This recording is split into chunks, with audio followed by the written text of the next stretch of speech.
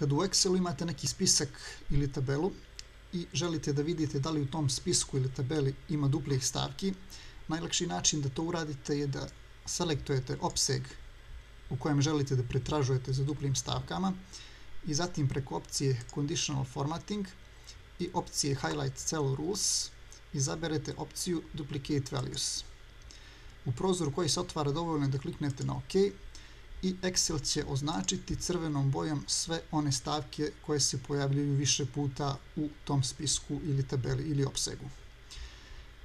Ukoliko vas ne zanima gdje se tačno nalaze duplikati, ali biste htjeli iz nekog opsega da uklonite duplikate, onda to možete uraditi na malo drugačiji način. Prvo naravno treba selektovati opseg, a zatim preko kartice Data treba izabrati opciju Remove Duplicates. U prozoru koji se otvara dovoljno je da kliknete samo na OK i Excel će javiti koliko je duplikata našao. Kada kliknete na OK, iz spiska će biti već uklonjeni svi duplikati. I to je sve. Vidimo se u sljedećem videu.